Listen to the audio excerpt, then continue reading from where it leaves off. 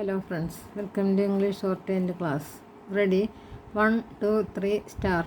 The Chief Minister of Delhi last month warned the Union government about a new strain of the novel coronavirus that has been observed in Singapore that was said to be extremely perilous for children and could visit India as part of a third wave.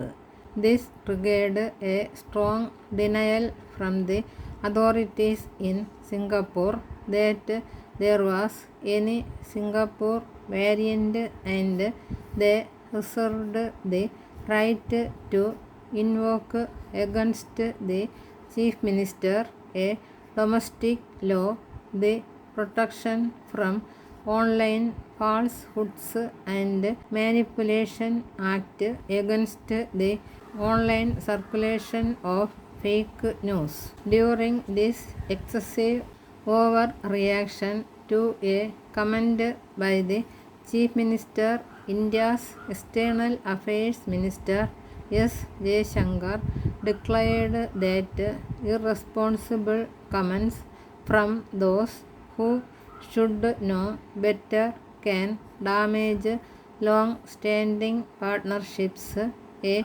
wise and pertinent observation. Inappropriate statements. It is improbable, however, that Mr. Jaishankar similarly cautioned his cabinet colleague, the Home Minister, against the latter's many derogatory statements with reference to Bangladesh prior to and during the Bharatiya Janata Party's unsuccessful campaign in the election for the West Bengal Legislative Assembly. The Home Minister had described illegal Bangladeshi immigrants as vermin that he would push into the Bay of Bengal, and then implied that poor people in Bangladesh were starving, which drew a stinging public rebuke from the Bangladesh Foreign Minister. In this year, the 50th anniversary of Bangladesh liberation and the birth centenary of the father of the nation, Sheikh Mujibur Rahman, irresponsible comments from those who should know better are profoundly inappropriate. Diplomacy with Bangladesh. India's relations with Bangladesh, one of the most populous Muslim countries in the world, are acutely sensitive. As a neighbor nearly surrounded on all territorial sides by India, there are the inevitable bilateral problems of long duration, including a perennially favorable balance of trade for India, drought and flood in the 54 transboundary rivers flowing from India to Bangladesh, and the smuggling of goods and vulnerable human beings across the approximately 4,100 kilometer land border. The turbulent history of partitions East Bengal that became East Pakistan and then Bangladesh, attended by enormous bloodshed and the abuse of human rights, has left emotional wounds that will take many generations to heal. There are those in Bangladesh who believe that separation from Hindu India in 1947 was more significant than the break with Pakistan in 1971. There remain about 3 lakh Biharis in Bangladesh who have failed thus far to be resettled in Pakistan, and there is the presence of militant Islamist groups such as Harkat-ul-Jihad al-Islami that have linkages and support from outside Bangladesh.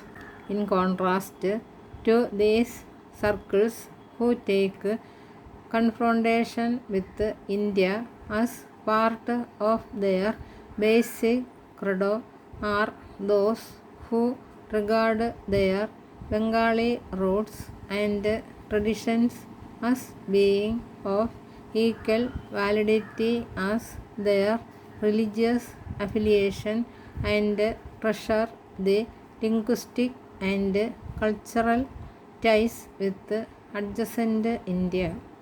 It will take time for these inherent fractures in Bangladeshi society to be resolved, and it is for India to show patience and sympathy to this entirely internal process of healing.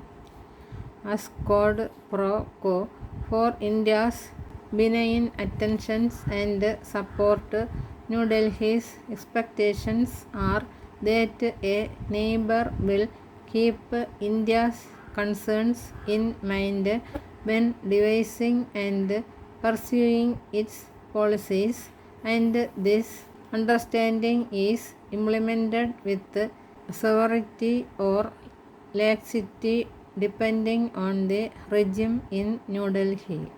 Favorable steps. After decades of pro-Pakistani military and civilian governments following 1975, Mujibur Rahman's daughter Sheikh Hasina, elected for a third consecutive term since 2008, has consolidated her position as unquestioned leader in Bangladesh. She has maintained vigilant supervision over Muslim fundamentalist terrorists as well as on northeast militant movements sheltering in Bangladesh, with the result that the pacification of India's northeast has been greatly facilitated. She has permitted a considerable degree of connectivity between India and its northeast by land, river, and the use of Bangladeshi ports, and Indian investments in Bangladesh have been encouraged. There are at least 1 lakh Indian nationals now living and working in that country. To complete the ties of economic integration, the day will come when, along with the free movement of commerce and capital, the movement of persons on the lines of Nepal and Bhutan will have to be considered.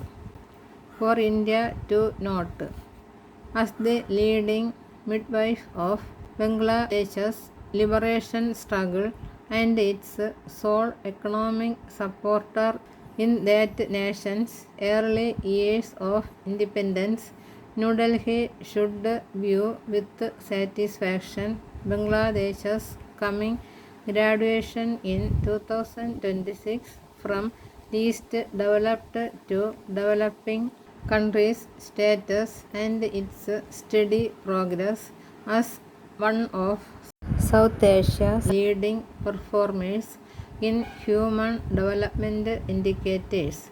Its eventual membership of the Association of Southeast Asian Nations and the Regional Comprehensive Economic Partnership cannot be ruled out. To a certain degree, both India and Bangladesh depend on each other for security and stability. responsible individuals on both sides of the border, whether in government or the opposition, must be actively discouraged from words and actions detrimental to the consolidation of the existing cordiality. This is where Mr. Jaishankar's dictum is applicable to members of his own party as well as the opposition. What is sauce for the goose is equally sauce for the gender.